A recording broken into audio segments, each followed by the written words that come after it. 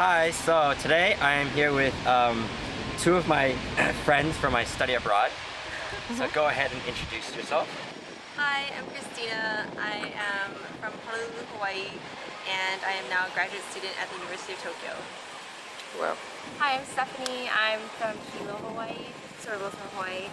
And currently I'm a medical student at the University of Hawaii, but I did an internship at Kyoto University Medical School.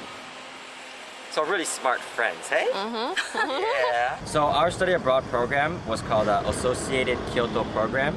I think it's one of the more older programs that you can go on in Japan. And what was special about the program when we went was that it only offered a year program, which many teachers or I don't know students may want to consider.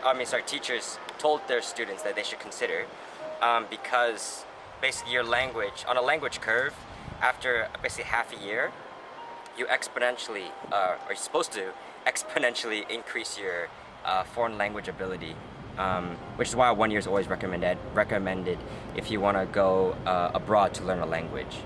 But our program was in Kyoto at Doshisha University.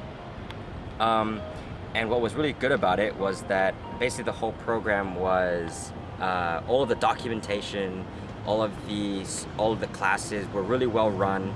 They did all of the very difficult, filling out documents with your address and getting your visa, all of that stuff for us. So everything was prepared as soon as we got there, besides knowing where we lived. But then they showed us how to get from school to our host families. And that's another great point, that we all had host families. There's not a dorm. So it's a very good way to practice your Japanese when you came home.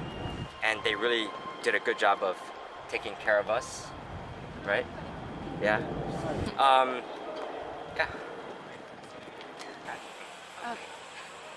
Well, I think that the best thing about studying abroad in Japan is the transportation system, because basically you can go anywhere via train. You can travel from Hokkaido to Kyushu all on the train, and it's really cheap and efficient.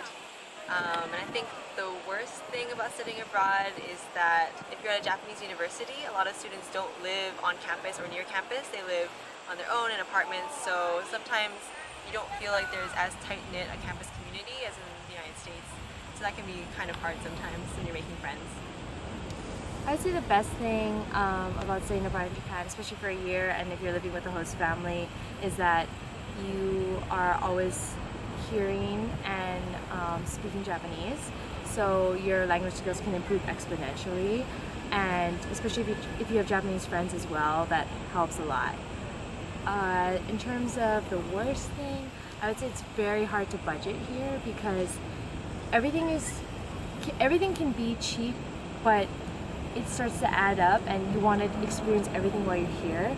So I would recommend saving up or figuring out how much you want to budget per month, because it adds up.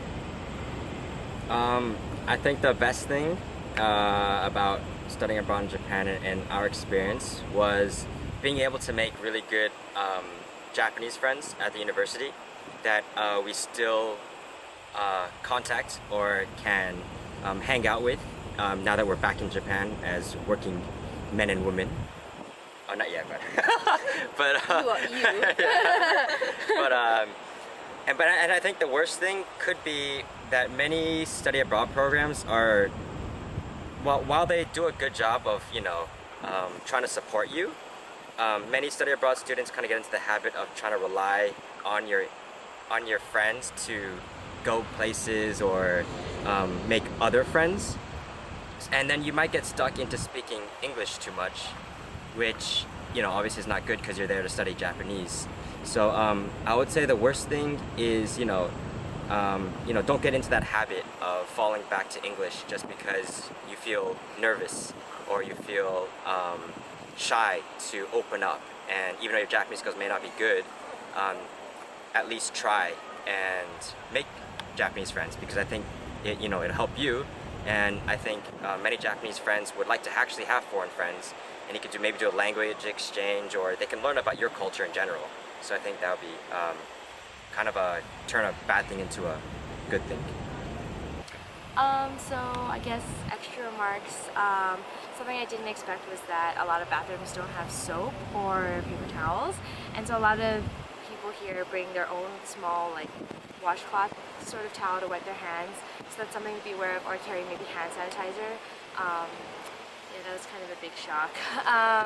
And recommendation is to try new things, like just be open to trying maybe a cultural like dance, or go to a festival, or do something that you wouldn't normally do that is unique to Japan, that makes your experience worthwhile, I think. Yes, like many of the students, did like taiko, like traditional Japanese drumming, and that's a pretty cool experience to like just kind of just be in that class with a bunch of Japanese, sometimes locals, because sometimes like a local band kind of thing.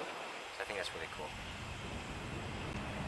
Sure. So things that I didn't really expect were how food is so expensive here. Like 20 bucks in America per person is kind of like a more of a not high end, but more higher end meal. It's not really something that you're like, oh yay, let's go to a restaurant for 20 bucks a person. In America, that's kind of like, you go there for like kind of an occasion. You don't really go there just to have food.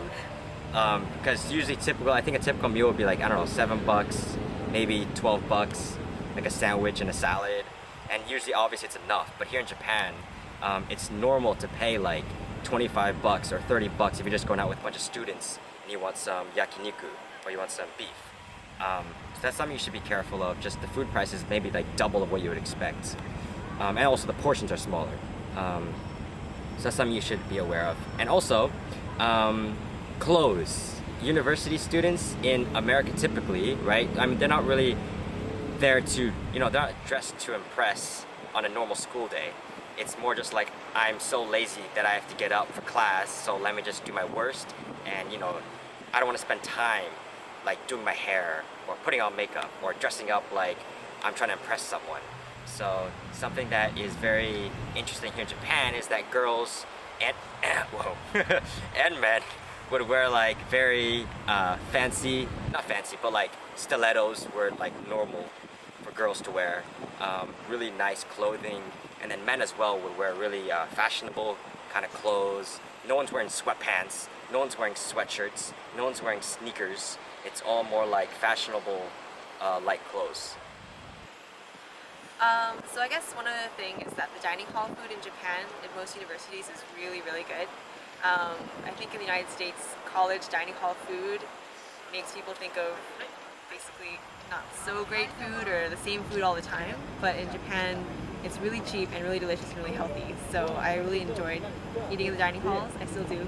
And then I think the other thing about being in Japan and being a student in Japan is that a lot of your friends or Japanese friends who are 3rd and 4th year students will be really, really busy with their job hunting activities. So as soon as you become a junior in college, you have to start looking for a job so you can be employed right out of graduation or right after graduation, which can be, I guess, sort of hard when you're trying to balance friends and classes and your life as a student and having to also look for a job. So it's a very different culture in terms of what you're going to do after graduation. There's a lot of pressure, and sometimes it can be hard when you're a foreign student wanting to make friends with them and they're always busy. And just to add to that, like if you're a Japanese viewer, like typically American students, junior year is kind of our study abroad year. So that's kind of like our mess around year or do whatever you feel like year, kind of, per se. But so typically it's like less serious for us than it is for Japanese students, because we usually job hunt our senior year. So senior year is kind of booked for us, but junior year is kind of booked for Japanese students. A lot of times, we always like wanted to go out and go to a bar, but many of our Japanese friends were busy with job hunting. So that could be sometimes, not a problem, but something maybe you should just look into. Maybe, I don't know, get some sophomore friends or freshman friends, because typically they would be more like inclined to make new friends, I think. But because seniors in Japanese schools usually actually don't even go to class anymore because their job is already set. So it's kind of like senior in high school for American or foreigners, because that's when we already know where we're going to college. So senior year is kind of like our mess around, we don't want to go to school year. So I think that's That's it. Bye.